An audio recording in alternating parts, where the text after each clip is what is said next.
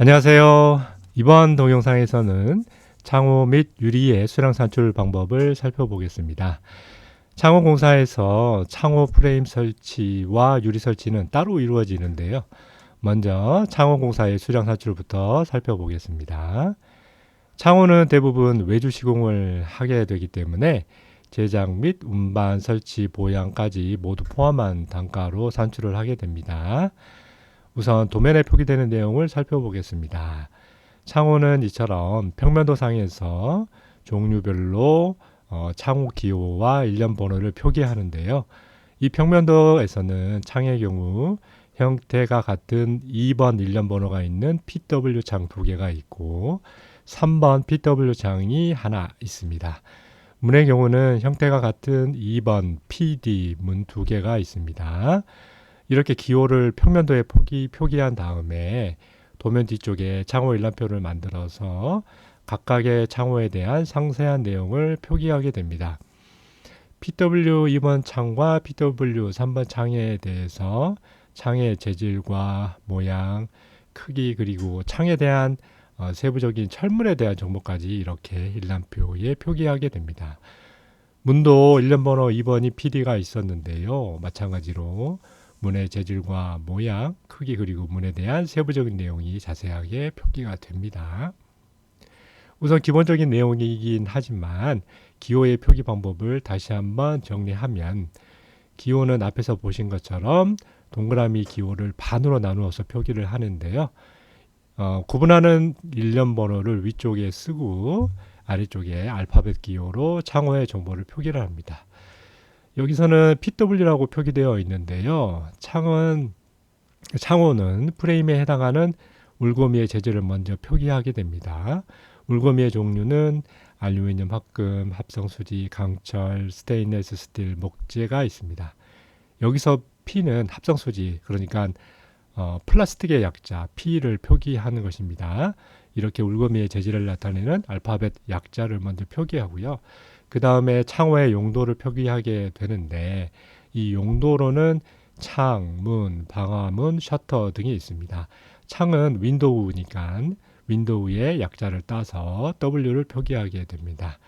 따라서 PW는 합성수지 재질로 되어 있는 윈도우 창을 의미하게 되겠죠. 그 외에 창호에는 다양한 철물이 사용이 되는데요. 보시는 것처럼 창의 잠금 장치인 크리센트도 있고 요다지 문에서 문 위틀과 문짝에 설치해서 문이 닫히는 속도를 조절하는 도어 체크도 있고 도어 스톱 같은 것도 들어갑니다.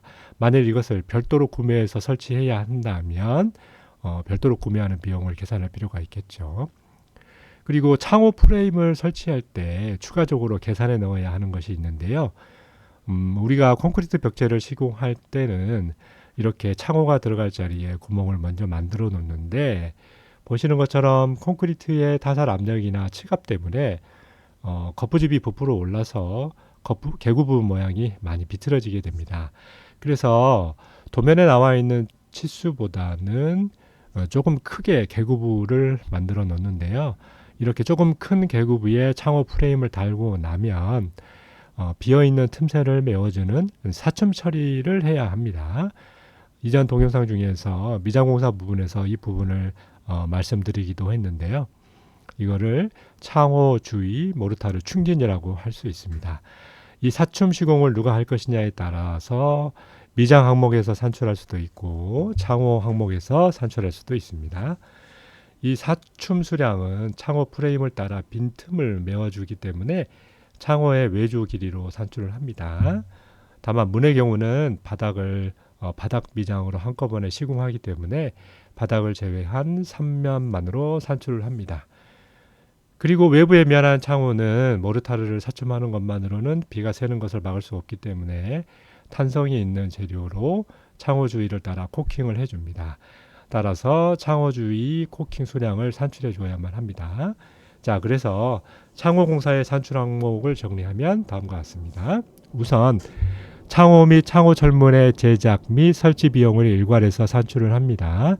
그리고 창호 주위 모르타르 충진하는 공사와 창호 주위를 따라 코킹하는 공사 내용도 산출을 합니다. 창호 도장은 일반적으로 1번 항목의 창호 및 창호 설문에 포함해서 산출하는 것이 일반적입니다. 만일 도장을 별도로 해야 할 경우가 있다면 이 창호 도장을 따로 산출하면 됩니다. 앞에서 말씀드린 것처럼 창호주의 모르타르 충진은 미장공사 항목으로 산출할 수도 있기 때문에 2번이나 4번 항목은 창호에서 산출하지 않을 경우도 있다는 것을 다시 한번 말씀드립니다. 자, 그럼 도면을 보고 실제로 산출해 보겠습니다.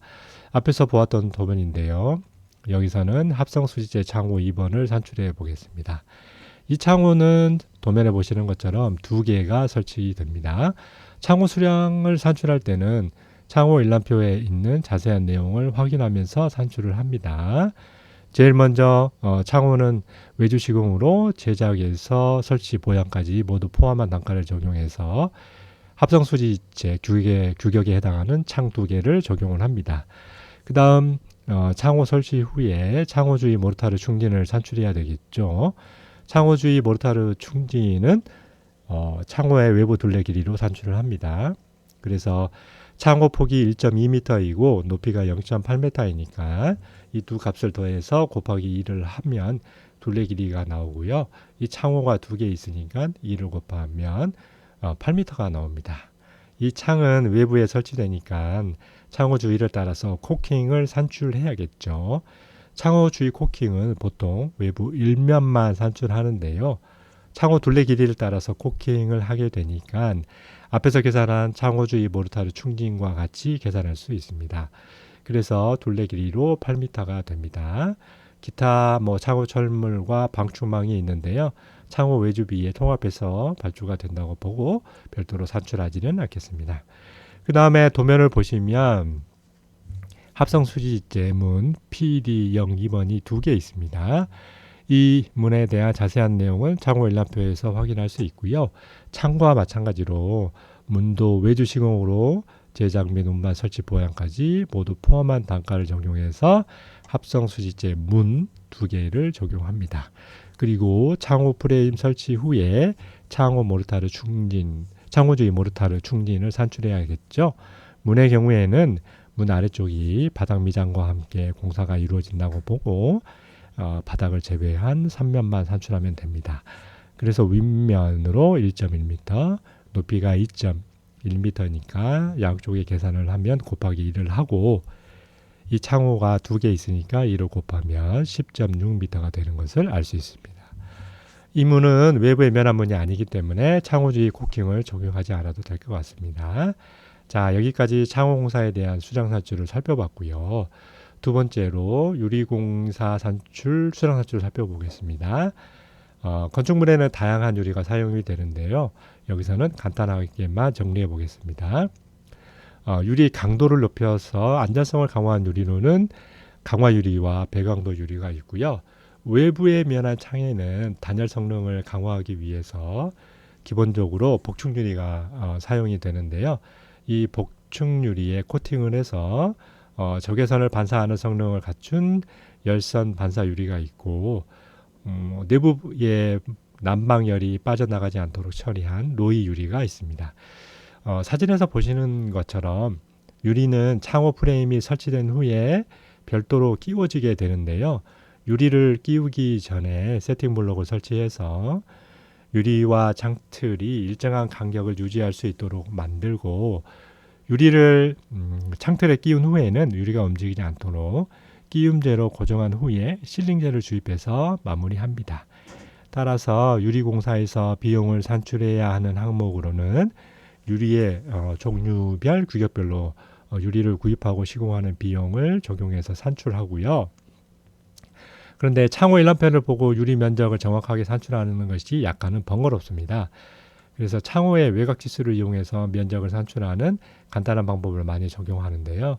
이 경우에 0.9나 0.95 정도를 곱해서 유리 면적을 산출해야 합니다. 무슨 말이냐면요.